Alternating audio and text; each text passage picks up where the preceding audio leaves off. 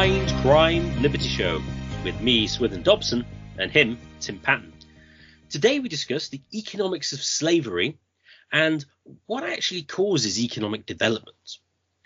What prompted this idea was some of the ramblings of the 1619 group, who are, if you're not aware of them, sort of historical organization claiming that America's economic success was all based on slavery. This is a quote taken from a podcast they were engaged with from the New York Times. It quotes, "The institution of slavery turned a poor, fledgling nation into a financial powerhouse, and the cotton plantation was America's first big business."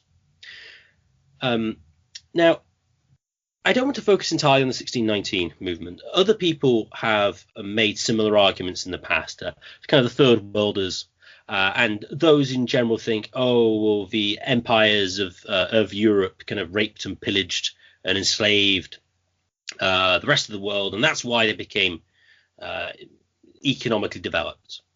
But for the purpose of this episode, I just want to focus on slavery. Now, the first thing to note here is ignore anybody who points out that, oh, slavery historically was profitable, because that presupposes that, well, for one thing, it's actually economically beneficial, and also, whether or not slavery was subsidized or anything like that. I mean, take an analogy. Let's suppose you have a company in England which is selling cars, for example, and it's making loads and loads of money, but it's actually selling cars like Ford Model Ts. They kind of like just got hold of them and just change. Oh, they're making new ones, and they're just selling those as like over 100-year-old technology. Well, about 100-year-old technology, but they're really profitable in England. And it's like, well, okay, was that economically beneficial? Well, I suppose it might be if they didn't have any other cars available to them. But if it transpires that actually, well, the UK government just happened to have banned all car imports, well, then you might think, well, is that really genuinely economically beneficial to drive around very old technology cars? Well, probably not. So when you come to sort of like economics of slavery in a more historical sense, there's a lot of work to be done to figure out, well, okay, is this kind of genuinely a kind of market institution? Is it subsidized? Is it helped by the state or whatever? So when you're really discussing whether slavery is economically beneficial, you kind of have to abstract from these historical scenarios and think, well, okay, are there any good economic arguments to think that slavery actually is economically beneficial overall? And I can come up with two of them. The first argument would be that for any particular country, slavery can actually increase the labor force. And so the more people you have, the more things you can produce, and the better off you will be.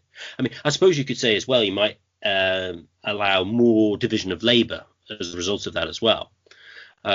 So let's suppose I'm in England and I just get on a boat and I go to France and I go, ooh, lots of peasants in France. Let's just round them up and put them in the ship and send them back to England, and then we can now use them.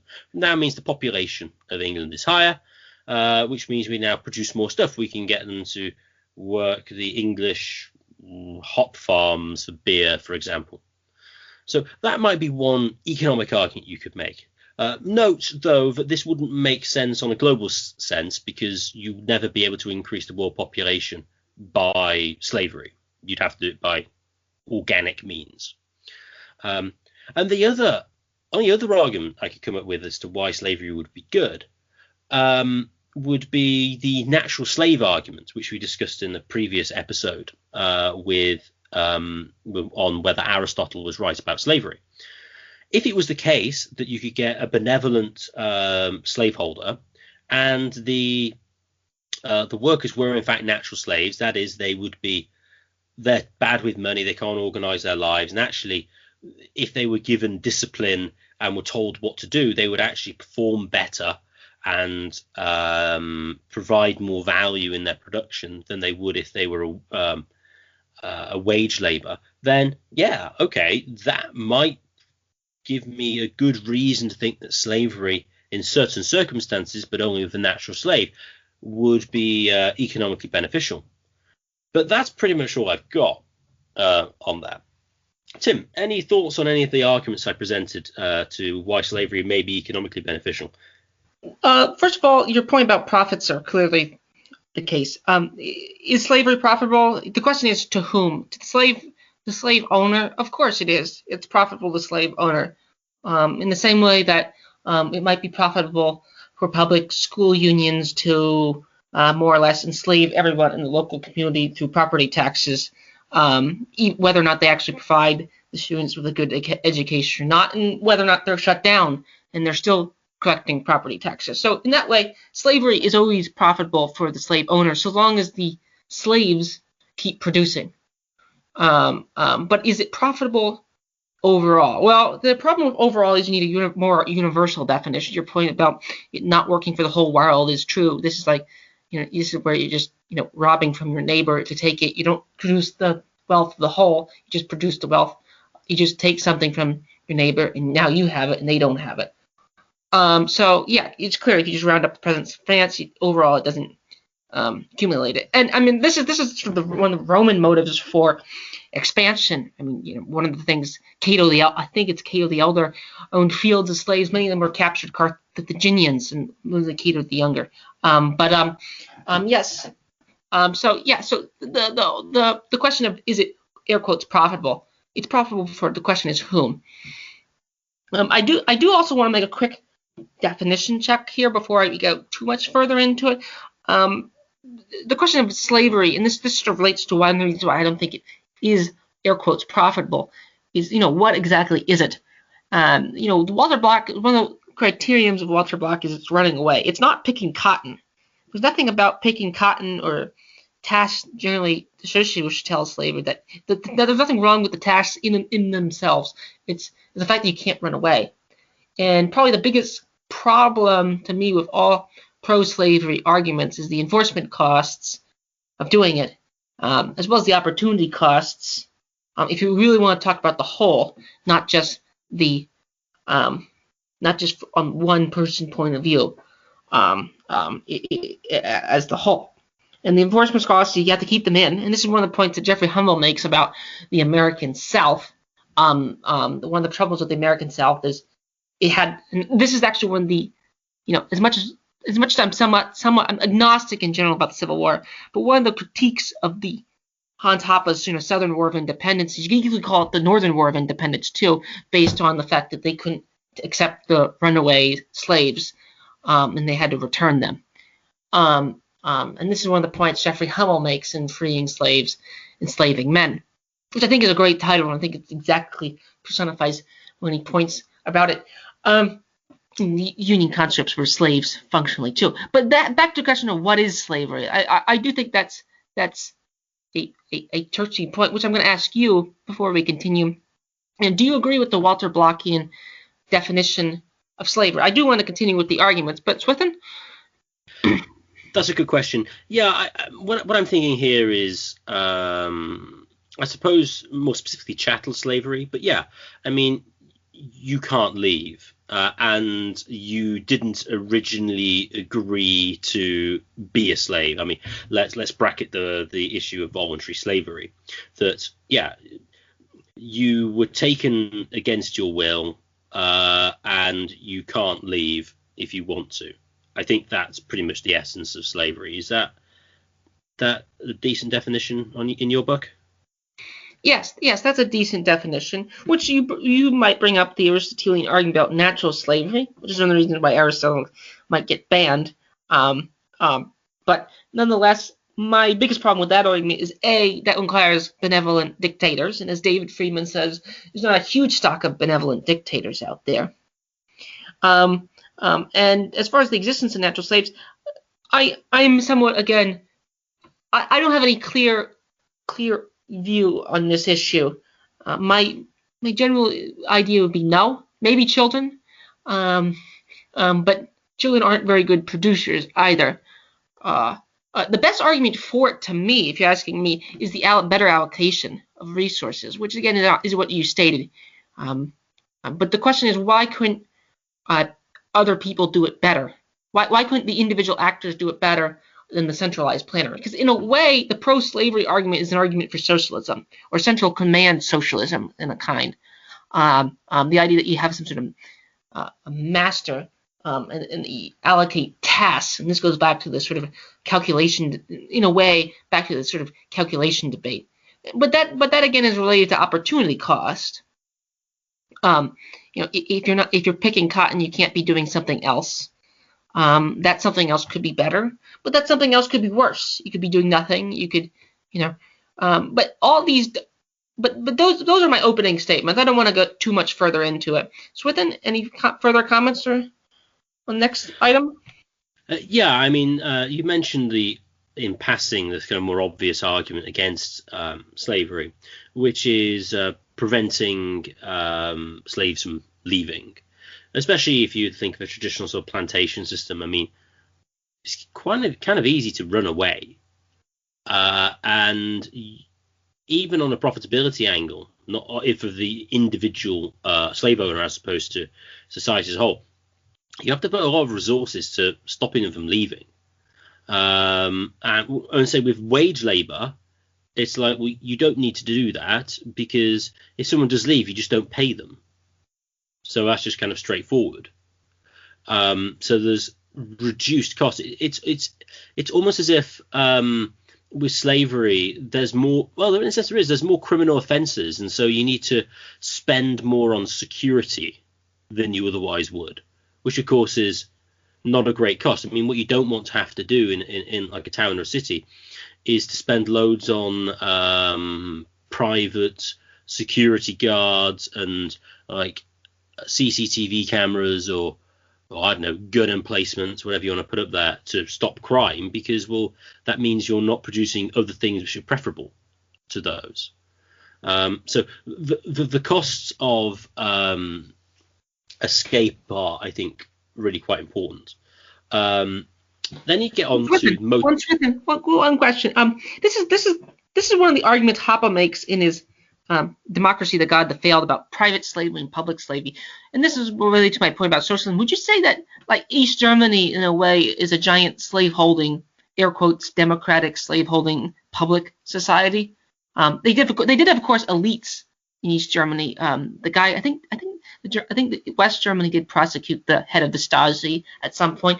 But you did, of course, have elites, and they do fund them out, so to speak. And of course, Hoppe will continue to critique and say that, that democratic states, in a way, do a similar activity. But would you say that those societies are, air quotes, slavery society? Just as a... I suppose it's difficult to say. I mean, there's a sliding scale. I mean, I wouldn't say in modern America is a slave society, for example. East Germany, yeah, I suppose you're getting there because you can kind of only work for the state and you can't leave. Well, it was very difficult to emigrate. So, yeah, you could be going that direction, yes. Because, I mean, obviously the Berlin Wall was a cost to keep up to stop them from leaving. And I suppose that is similar in certain respects to, I don't know, a modern razor wire fence to stop your slaves from leaving your plantation. So they are, I would say, similar in certain respects, yes. Tim, would you say that they're sort of a slave society? Oh, I think there is a lot of similarities. I mean, this is where there's an old article from FEE where this is, again, I know you want to bracket the topic, but I think voluntary slavery is, in a way, a kind of natural slavery. And this is about Nozick. Admittedly, Nozick offered no proof that forced labor itself is unjust, but did he need to? The injustice of forced labor is a premise that most of his opponents already accepted, given that context, showing that taxation on par with forced labor is a decisive argument against the justice of taxation. Nozick likewise condemned unrestrained democracy as a form of slavery, since having 10,000 masters instead of just one is merely a change of master. Here too, Nozick offers no proof of the injustice of slavery, but since his critics themselves reject slavery, they can hardly dismiss his critique of democracy as unfounded. And I think that's a spot-on argument from Nozick, who, of course, Harvard professor, not that floats in actually more well, whether or not Nozick is included in air quotes internet cult that sometimes that libertarians get tricked. But the point about slavery is, in some ways, we want to have libertarians in general want to have an expansionist definition of slavery.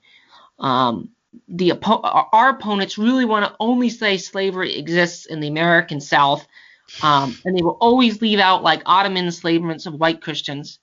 They'll always leave that out because then they'll give the power plus privilege argument, and they'll also leave out the fact that, and this is another point that Jeffrey Hummel points out. And I think it's Jeffrey Hummel, is it maybe Neil Ferguson? That the African slave trade itself was initially run by Africans. They were the number one users of it. I mean, they would just sell out their neighboring organizations. Same way with the Mayan conquering of Cortez conquering of South America. I mean, native allies played a huge role. So yeah, in some ways, we want to have an expansionist universal definition. Our opponents really want to say the only form of slavery is what Andrew Jackson did, when George Washington did. Ottomans, they're fine. Aztecs, they're fine. So yeah, I want to expand the definition. Our opponents really want to only say one variety of this, and it's rather convenient. But let's keep going on the arguments for slavery. So no, I'd say I suppose I'm somewhere in the middle. I don't want to say really expansionist one. I do think there's in a sense when you get to a sufficiently different degree of difference, it's kind of more of a qualitative difference. But yeah, what I didn't know recently, interestingly, I'm in a smallish city. Well, I'm in the smallest city in England, and I didn't realise that actually the Barbary pirates came here and enslaved some on the Devon and Cornish coast. So actually, the slave trade affected my area, which I was unaware of until recently. Yeah, I mean, so what we're saying is, so I think we've got the cost of preventing escape is a significant issue, and I think there was an issue in the South is that the North had obligated to send them back, and if they weren't, then it would have been very difficult for the South to maintain slavery. At least that's my historical understanding. We then got the motivation of slaves. I mean, the motivation of slaves, it need not necessarily just be negative. You could give positive rewards for slaves if they do well, but it's not the same as sort of wage labor that you can negotiate and you can go, well, if you pay me more, I'll come and work for you, and you're kind of more positively disposed to work for the organization. I think that is true. I mean, I think that's not as an important argument as the cost of preventing escape, but I do think it's to some extent relevant. To a more general point, though, if you increase the number of workers you have in an area, that discourages you from technological innovation, because you don't need to have technological innovation or more capital machinery or whatever, because you've got more people. An interesting example of this in a modern sense might be Japan. Japan has a falling population, but doesn't take much immigration. And so the solution to this problem is just to get more robots. And if you look historically, what has allowed the modern standard of living is basically more machinery, powered by fossil fuels typically, but I don't want to go on the fossil fuel angle here, is you've got more machines, because this frees people up to do more things. And so productivity improves. The higher the productivity, the higher the standard of living, because the more machines you've got, the more you can manipulate the external environment to suit human needs, and the more you can do that, the better off they are. And so I think that's one of the biggest problems with slavery is it prevents this sort of innovation. And also to know, I mean, slave societies existed in all times and places until relatively recently. Well, they're coming back in Libya thanks to Hillary and Obama. But everyone's enslaved everybody else. And I mean, it's only sort of like the Industrial Revolution takes place in northwestern Europe to begin with. I mean, why didn't it develop in Africa when they've been enslaving each other for ages, or anywhere else in the world for that matter? So to say that slavery is really economically beneficial, you kind of go, hang on, what about all these other societies historically who have slaves? Why haven't they developed? And I think one of the reasons is it retards innovation. which I think is essential to general development. Tim, any comments on that? This is one of the reasons why I initially expanded my definition, is because you started with the 1619 view, which is sort of weird aristocratic argument that slavery drove the wealth, made the United States a powerhouse, which this is a very strange argument to be making, considering the sources and considering everything else that they tend to believe about democracy. Or that's further complicated. But nonetheless, I mean, yeah, why didn't industrial development happen elsewhere? Why, lots of places had slave society. The British ran slave societies. I'm not saying this the Portuguese and Spanish ran much more severe societies, slave holding societies, and they're less economically developed than the United States. So if anything, then they leave out South American slavery, which I understand was much more severe than American plantation slavery. So yeah, your example is spot on. And Russia did not really economically develop, was fairly backward, air quotes, relative to its similar peers like Germany, when it was a more absolute feudal society. Now, I know a lot of people like Richard Pipes, and some people say, well, Russian serfdom is different than chattel slavery. Yes, it is. In some ways, it's more humane, but in some ways, it's less economically efficient. But yeah, in general, yeah. I mean, why didn't these other societies develop? Why only did the United States turn? And to me, the answer is obviously industrialization. That's the obvious answer.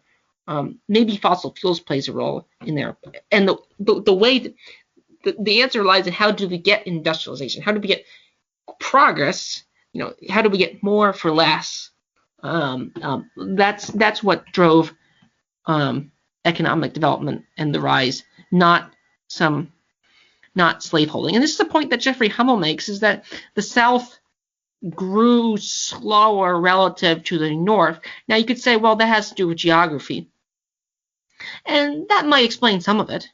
But I think the North was producing more food and more advanced capital resources, which got better returns on capital than plantation holding. Now that's complicated.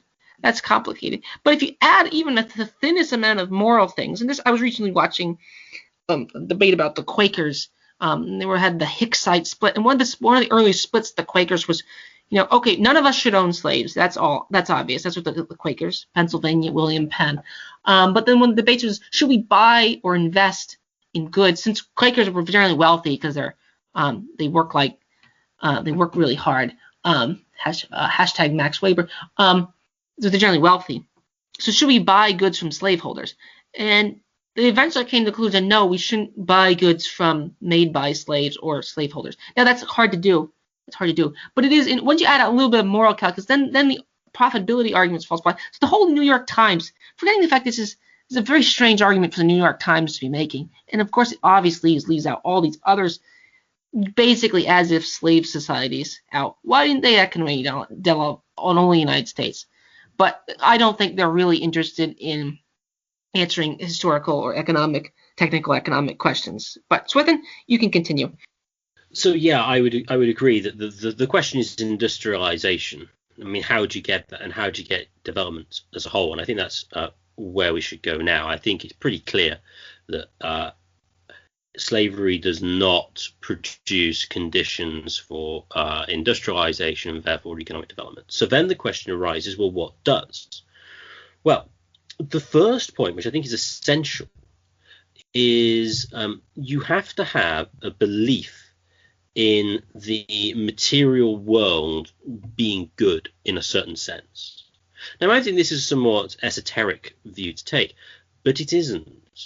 I mean, I don't think it's surprising that the animistic religions of Africa didn't go anywhere, economically speaking.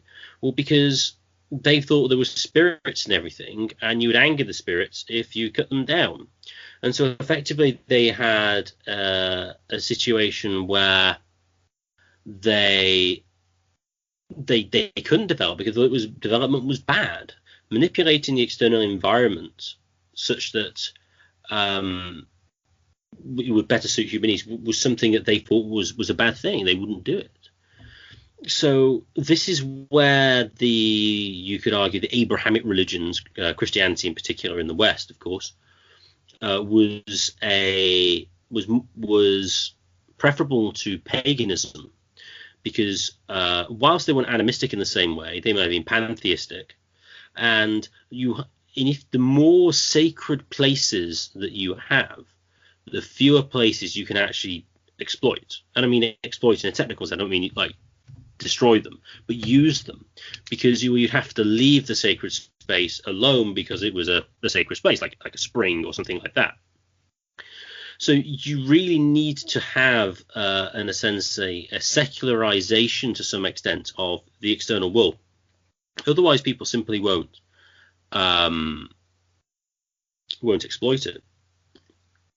That said, what you don't want to do, though, is probably go to full. Now, you could make the claim, well, what we want now is full atheism, because that's the most secularized tool, and that means we can exploit it as best we can.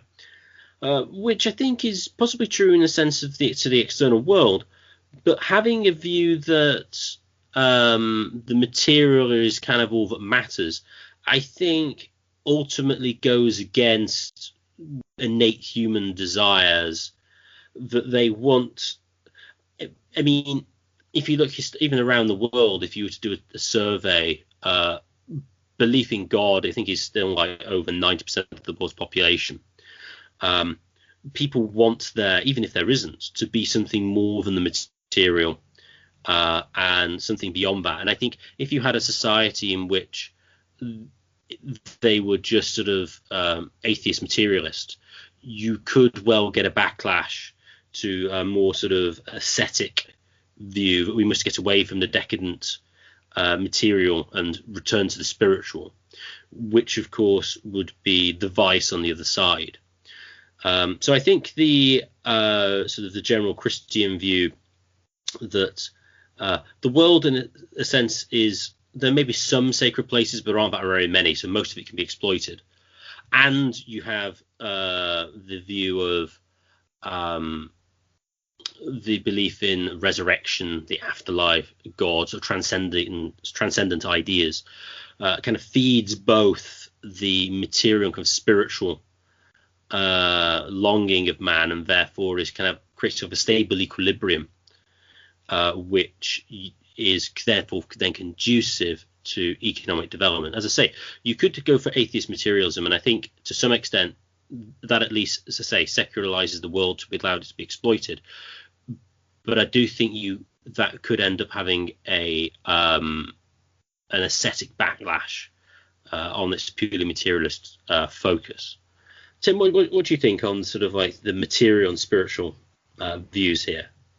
Oh, I think it's an extremely important, and I largely agree. I think a historical case is this Russia. I mean, Russia. If you see the rise of Eastern Orthodoxy in Russia again, it has this sort of spiritual, almost nature worship aspect. And I'm not saying that necessarily is pejorative. Maybe Rod Dreher would be annoyed I said that. But there is a sort of rise in you went from a historical materialist, dialectical materialist, like modernist, art, to back to like either nature is good or like these sort of, classical architecture and type lines are good. So you go back to the earth movement and those type of things. So yeah, and this is where in some ways like the right environmentalist at times, I would argue, wants to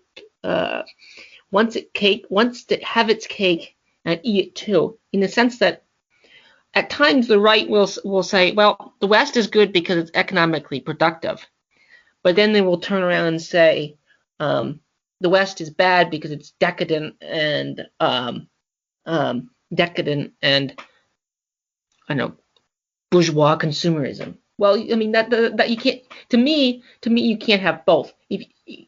I don't have both. I'm a libertarian. I have no trouble with consumer consumption. It's one of the reasons why I'm not a right-wing environmentalist. And actually, places like Yellowstone and the Appalachian Mountains today are protected. And I do take the Walter Blockian sense that you can homestead natural earth in the sense that you can homestead natural earth.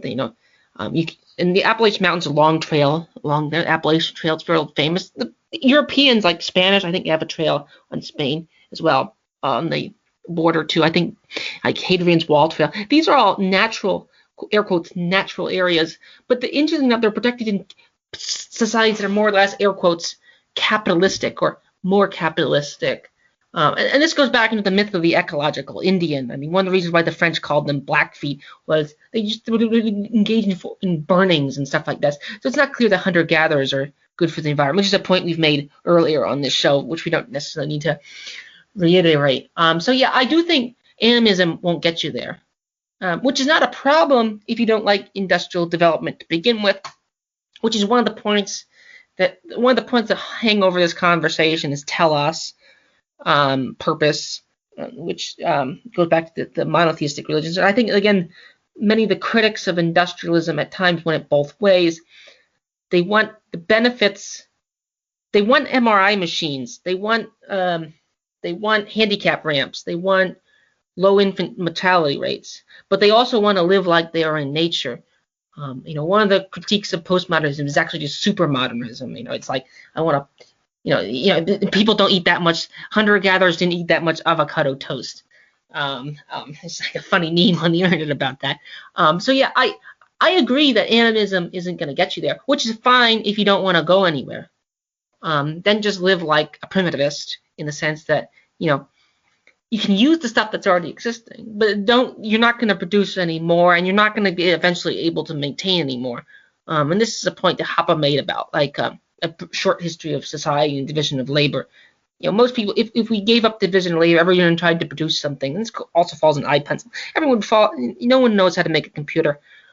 So yeah, I agree. Animism is not going to get you there, which is fine, of course, if you don't want to get anywhere. But Swithin, any comments? Yeah, it's interesting with with Russia. I wasn't aware of it, but you are right in certain rightist circles that you do get the right-wing environmentalist, which Roger Scruton, I think, effectively wrote a book on with that. Although I would say that the kind of being an environment, only people in industrial societies are environmentalists because they're the only ones who can afford to be. Bingo, totally agree. Totally agree. Because otherwise it's just a resource. It's something you need to use. You can't just go, oh, it's nice, we better keep it, because we will die if we don't. So yeah, I do think that there is that to it. Although it's interesting as well with environmental damage, it was the Soviet Union that caused way more damage than most other places.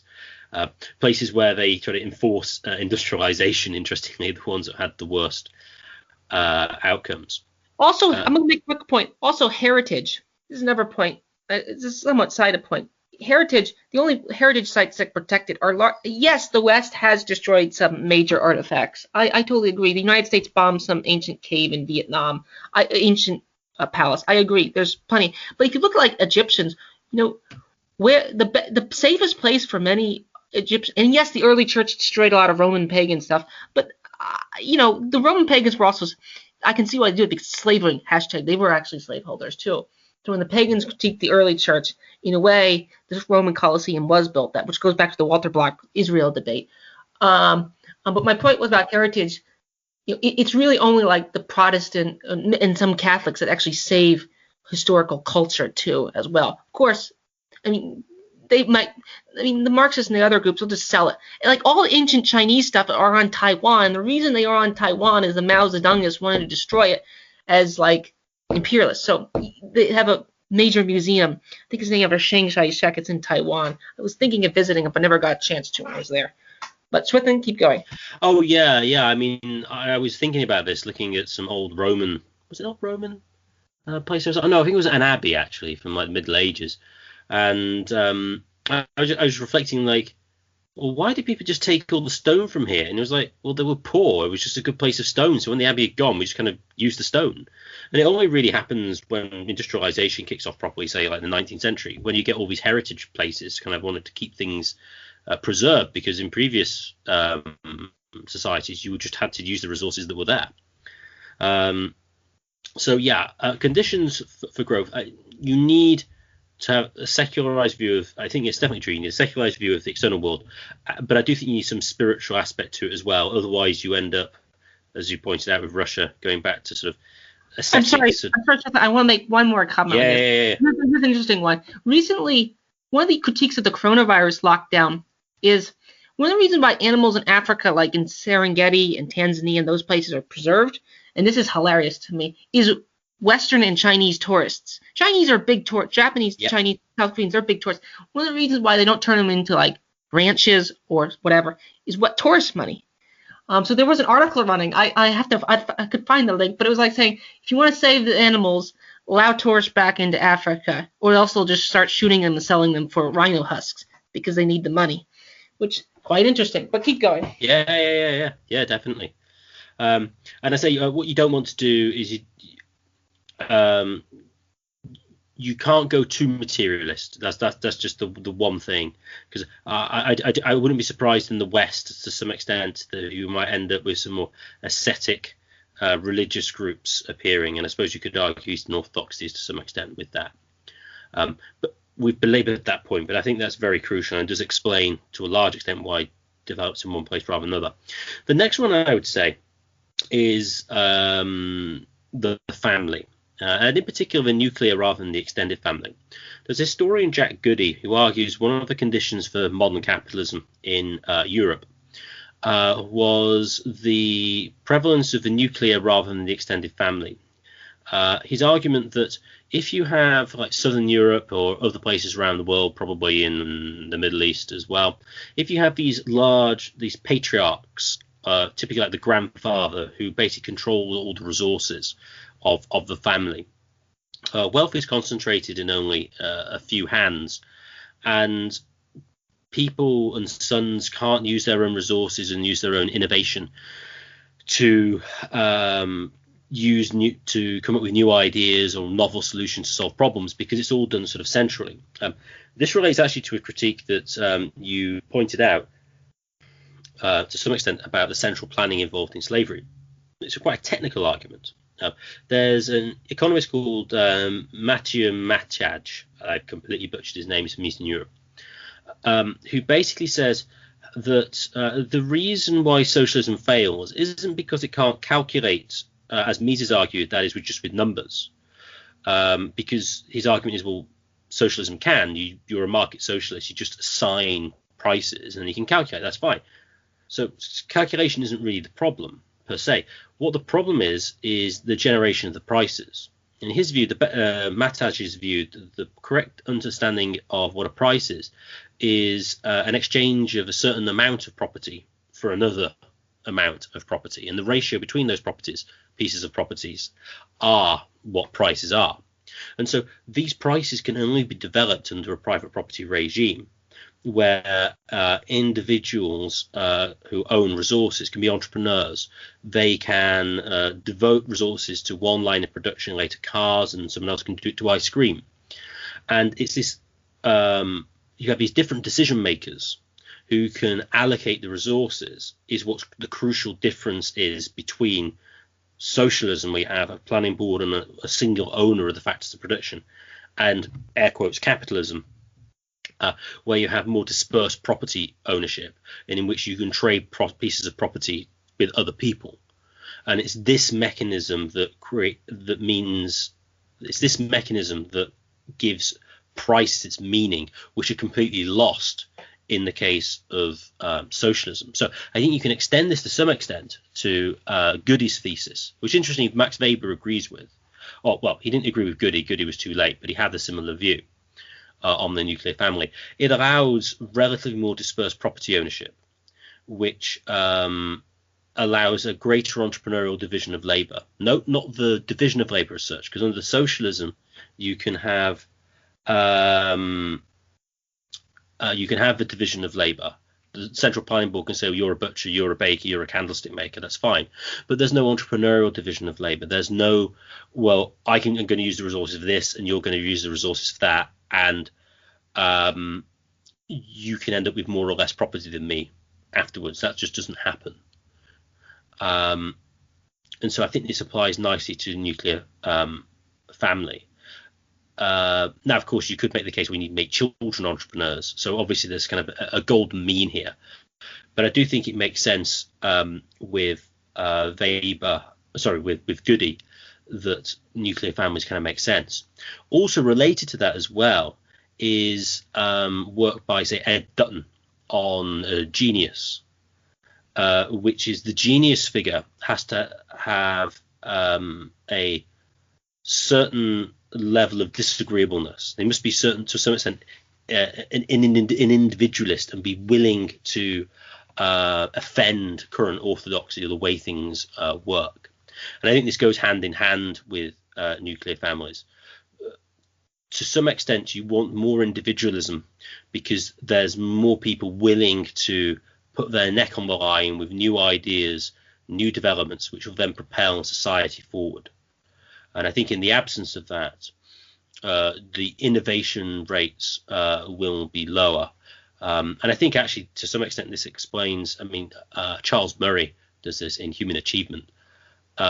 Most of sort of technological developments and things come from the most individualist societies, which is basically Northwestern Europe historically. Oh, and America, which is basically European. So Tim, any thoughts on nuclear families versus extended families and individualism?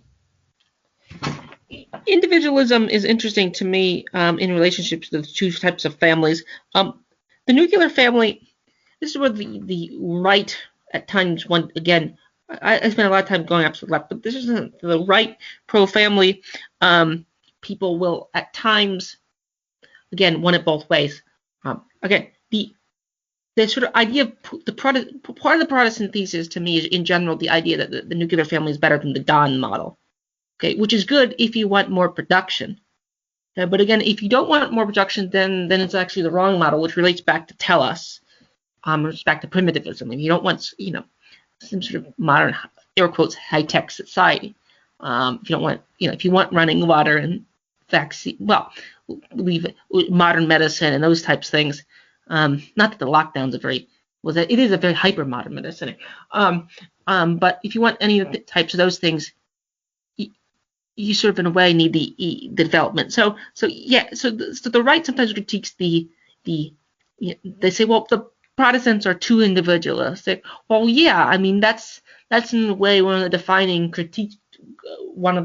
points of the West. And one of the points I want to expand the definition as a libertarian is I actually think we libertarians in general, the Misesian, Rothbard, Nozick style, Randian style, yes, I'm going to include Rand in that, can win the technical arguments and many of the more pragmatic arguments against both the Chomskyites and the Carsonites, as well as the other groups in general. I will get back to the family in a second.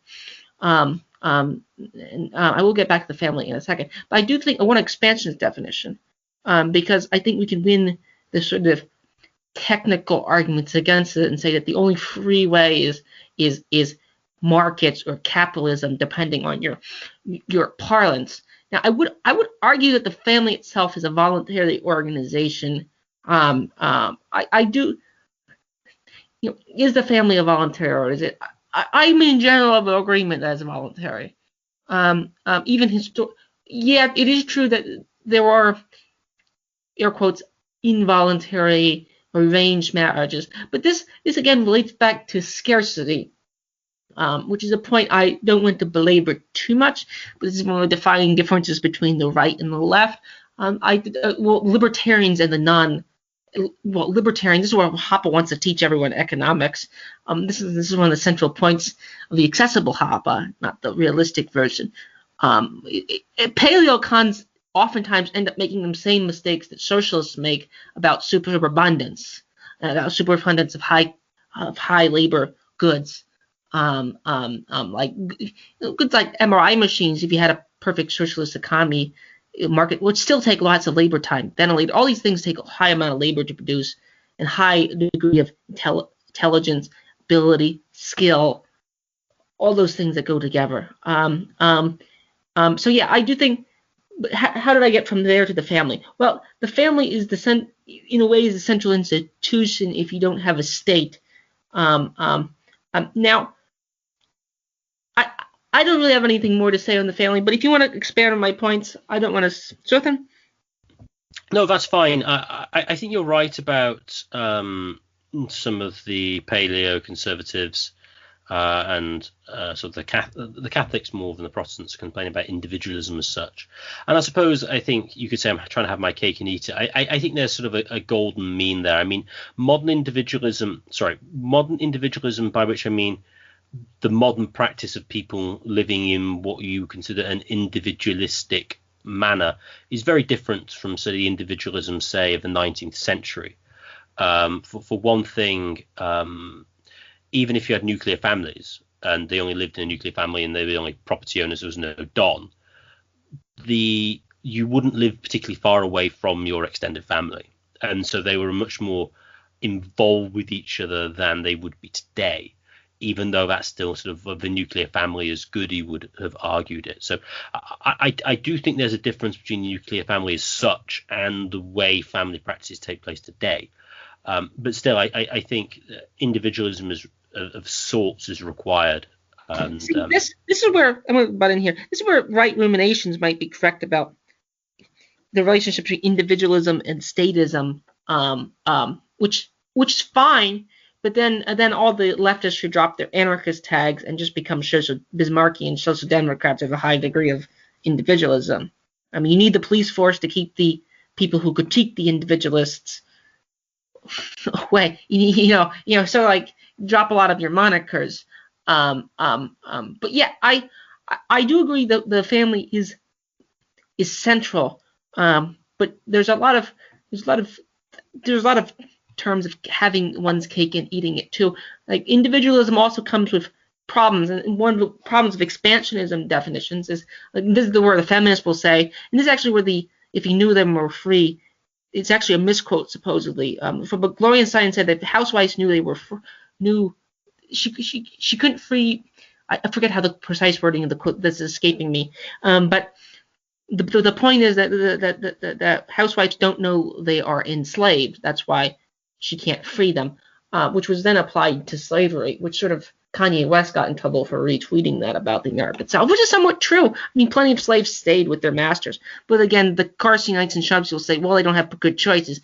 But then again, this goes back to the 1619 argument, where, well, they didn't, no one else wanted them either. So, but that to me is not.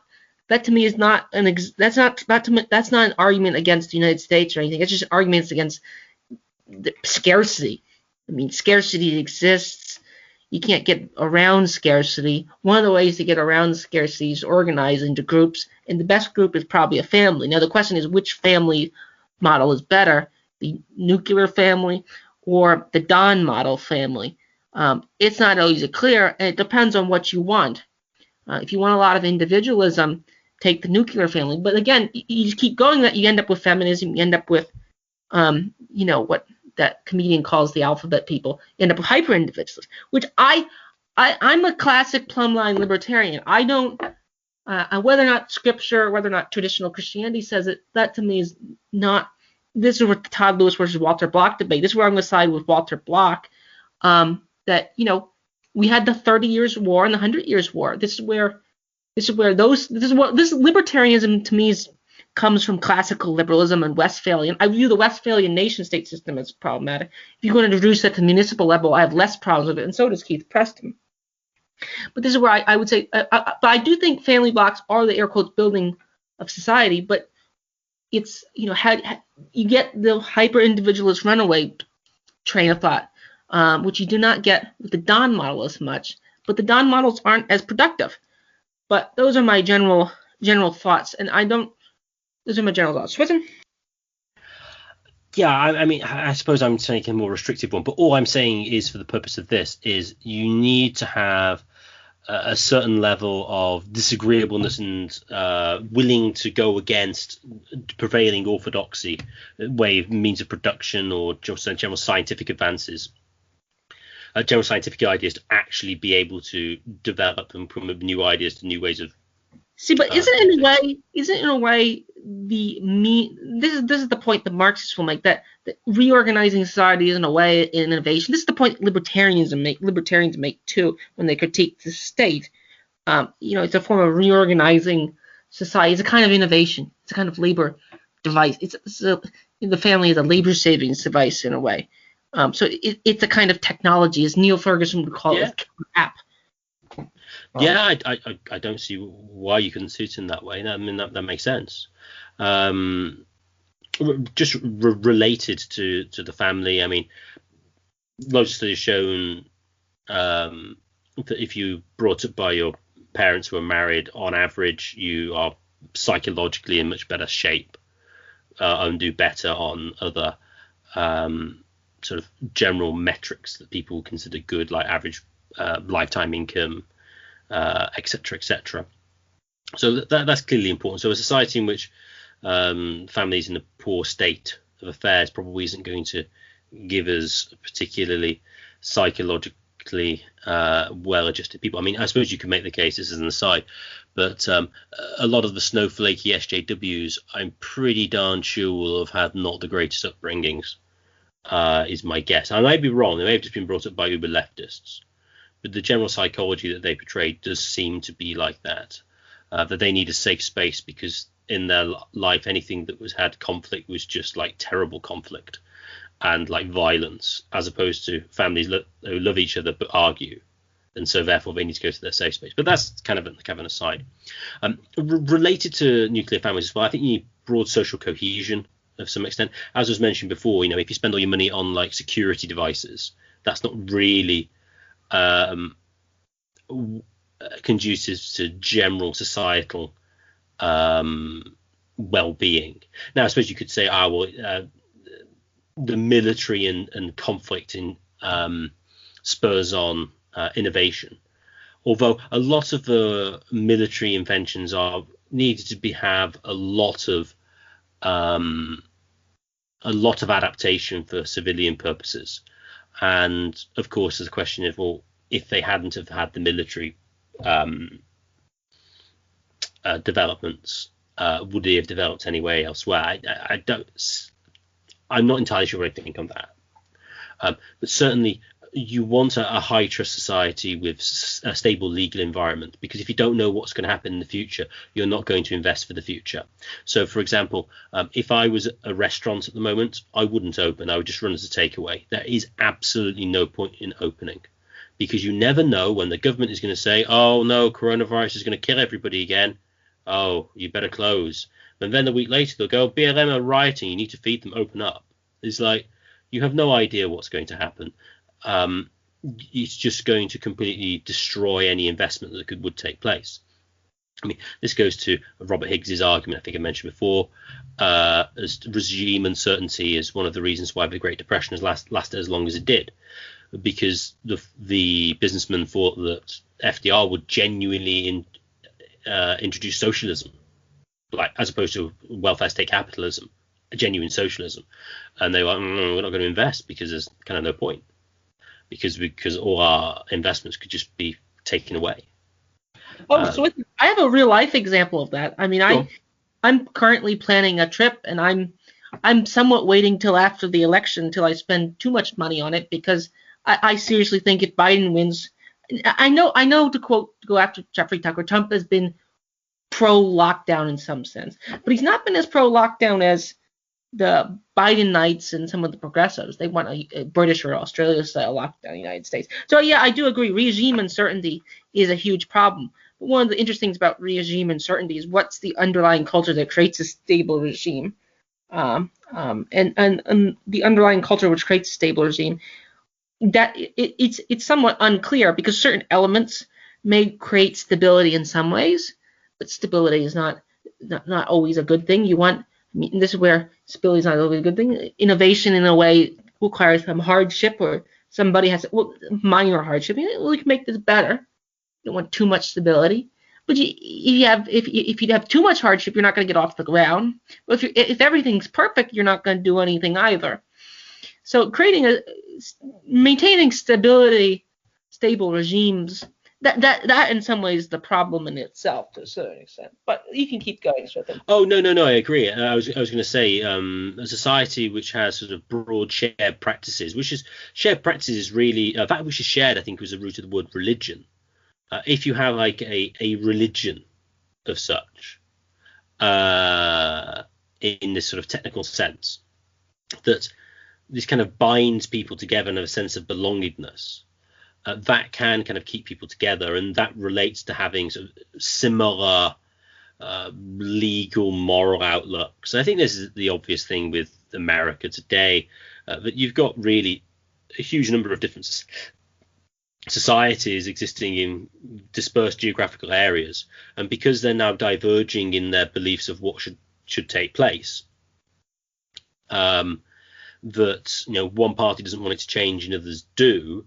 When or who wins? Well, probably ones who want to change it, but just a question about how quickly.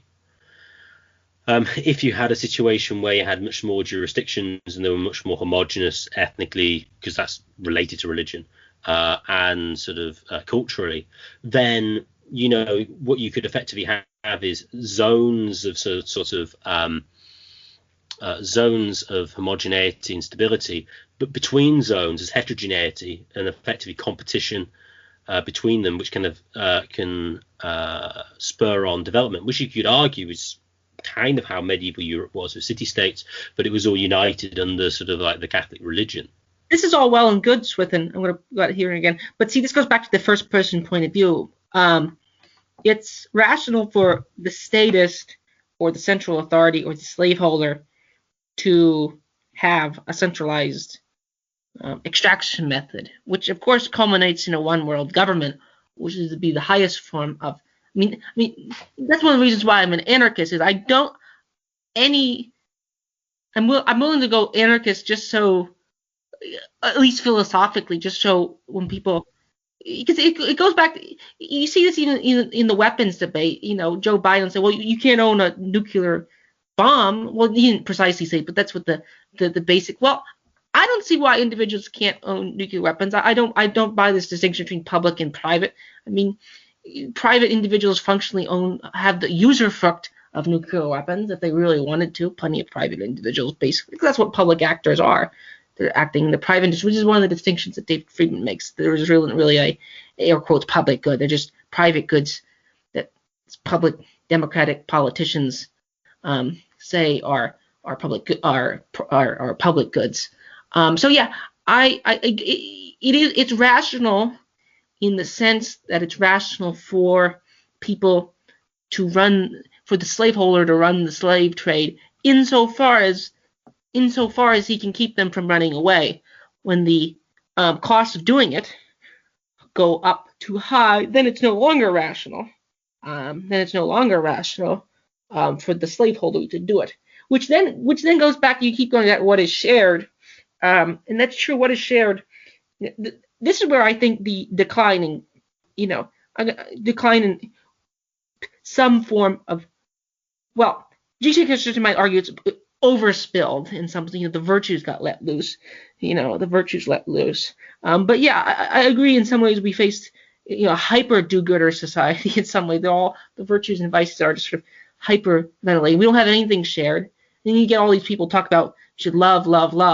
It gets sort of carried away. But I don't want to go off on too much of a tangent. But back to your arguments about slavery. Oh, no, I agree. Just with the tax extraction, that goes on to my more sort of straightforward economist, because you kind of think, he's talking about all these esoteric sort of sociological stuff. It's like, where's the economics? And it's like, well, what you've mentioned there, with kind of like the status wanting to extract wealth and resources from people.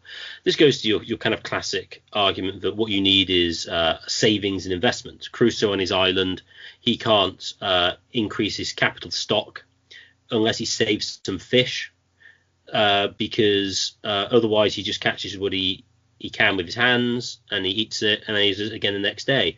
Only if he keeps himself a surplus stock of food can he actually not fish on one day to do something else, like make a net, for example, which then means he can catch even more fish on another day. So the classic argument, savings investment is required, and related to that is good old Hopper's point on time preference. To actually engage in savings, you've got to go, well, actually, I'm willing to defer gratification. And this goes to the old marshmallow test with kids. If the children are willing to wait 15 minutes for another marshmallow, those are the ones who generally do better on most life metrics than the ones who just eat the one in front of them, because they're willing to defer gratification. And related to sort of low time preference is IQ. Typically, the more intelligent people are, the lower time preference they have. I mean, you could argue that a lot of the criminals are actually people with very high time preference, because they go, oh, well, I'd rather have it now than save and buy it later, so I'll just take the car now. It's just a high time preference, low IQ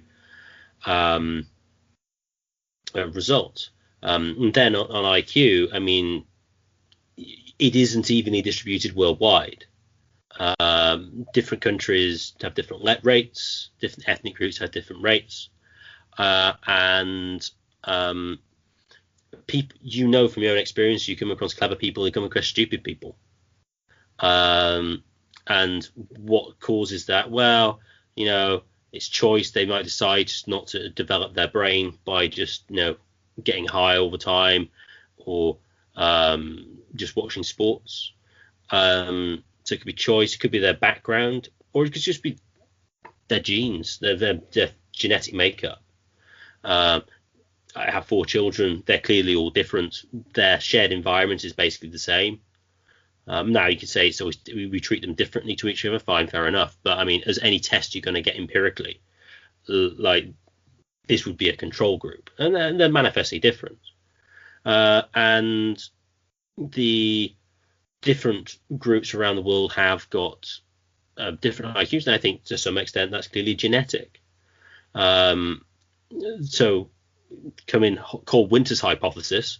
The reason why you have higher IQ in sort of the northern and the harsher climates is because to survive, you need to be far-sighted. You need to have, in agricultural societies, you need to look to the future, develop your agricultural techniques, and so you can harvest and save the food for the winter, and then you can survive and sow the next year. If you're in a very nice environment, sort of equatorial, where there's food around all the time, there's multiple harvests a year, then effectively you don't need to plan for the future. And so those people who otherwise would die in harsher climates don't die. And so you end up with an uneven geographical dispersion of IQ levels. And therefore you get differential development, which is why, broadly speaking, the more northerly, harsher climate peoples do better. Although related to that before, I mean, if you look at the East Asians, the Chinese and the Japanese have a higher IQ level than the Caucasians, but their development was later, which I think goes back to the individualism point, because they tend to be a much more conformist society, which isn't conducive to economic development. I think telos remains the undergirding feature or bug in this discussion, which about slavery. I mean, about slavery. If it's about creating lambs for slaughter, I mean, the Soviet Union was very good at calling up reserve units in the what they call the Great Patriotic War. Or you can also call it just called jihad against the Wehrmacht. I mean, there's certain features of having slaveholding societies in certain forms, technical, if you want to call it a slaveholding society. I mean, the South was good at producing cotton. That's all well and good, but what exactly does one want to produce? What you just said about things in general, to me is very well. It's I don't care. I'll listen to it. I mean, this even Jonathan Haidt would say IQ science is legitimate science. So to me, it's legitimate science. I mean, this is one of the things that annoys me about the Jeffrey Tucker more liberal libertarians, is that they'll say, well, equal opportunities, unequal outcomes. We're okay with that. But what exactly is equal opportunity? Considering, I mean, I'm not equal. I'm never going to play basketball as well as LeBron James. I'm not that tall. I mean, so this is where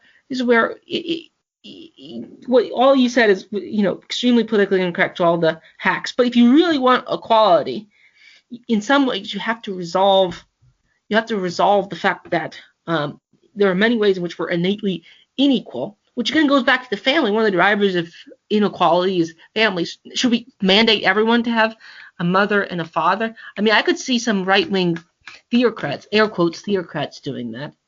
Although we got in a lot of that policy might have actually brought a lot of economic development, funnily enough. And actually, socialist societies, I mean, actually, China is trying to walk back its one-child policy. I think Singapore's had, they said they had holidays or government mandates for people to try to hook up and get married. So a state that's wanting to reform marriages to increase its sort of private stock.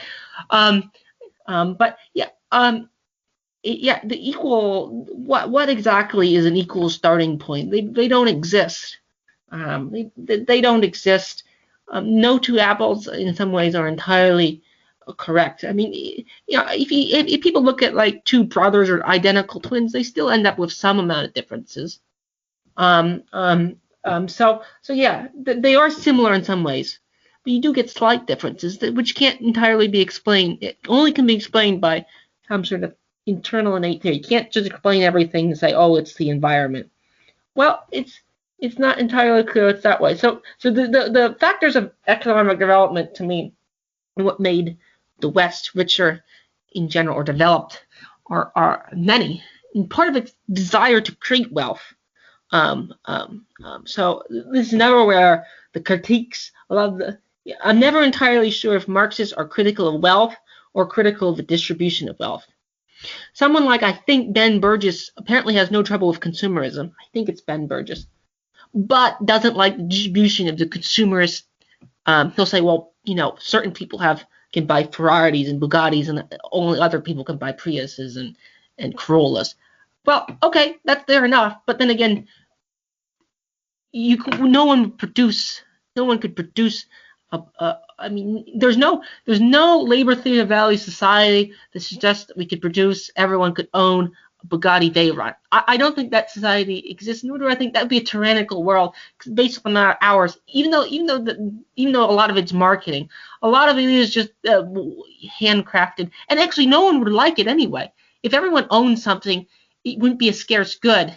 And part of the thrill of owning certain scarce goods is they're a status good, and which goes back to the sort of Randian ideas of marketing and things like that, which are all very interesting. But yeah, the factors which made the West, you could rank them. IQ, weather, having a cold climate, having technology, desiring economic development, Christianity. Christianity is complicated, though. It remains complicated because some Catholics and some sort of certain dissident Protestants will argue, well, it's too individualistic, of course. And there's certain elements of Christianity like jubilees. Jubilees are in some form of regime uncertainty as well for economic capital as well. So, I mean, if you take one of the critiques of theonomy, for example, is they don't have jubilee. Gary North doesn't take the Bible seriously enough. And that's fair enough. But then again, one of the critiques of the Christianity, which someone like Joseph Cottle will make, is it's somewhat anti-family. Now, of course, all the sort of traditional Christians say, no, it's not. You're just misreading it. Am I? Am I not? You must hate your mother, sister, brother. So even there, when sort of family breakers, it's not always clear. Things go both ways at times. But I do think there's multiple factors. But those are my overviews. Swithin, any comments? Yeah, I was just going to chuck in a couple I haven't discussed so far briefly. Stable currency, you need that to be able to get division of labour. Geography, this is Jared Diamond is big on. You need to be places where you have rivers, and so you can connect with different peoples, and so that helps division of labour. I think it's true as far as it goes, but it's far from sufficient in my view. He also makes historically that you need domesticatable animals. Although the question then is, are some animals inherently undomesticatable, or did other people just actually kill them? I seem to remember someone argued why in North America that actually the Indians just hunted to death the domesticatable animals and didn't actually domesticate them. So the lack of domesticatable animals doesn't necessarily imply they couldn't have been domesticated. It's just the fact that they didn't do it, or they could have killed them. So I think geography is an important things with ports and being able to trade is kind of helpful. But for lots of the reasons we've pointed so far. I mean, if you're an animist society or with lots of rivers which you can meet different people, you're not going to develop. So that would be my kind of broad overview with that. And really just to say that economically, if anyone says that slavery is economically beneficial, they're clearly wrong. So just I'd like to thank everyone for listening. If you'd enjoyed this, please share it with your friends and family, and please subscribe on YouTube. The more subscribers we get, the higher we get in the search rankings, and put your comments below if you have any. And if you'd like to contact us, please contact us at mindcrimelibetyshow@gmail.com. That's mindcrimelibetyshow@gmail.com.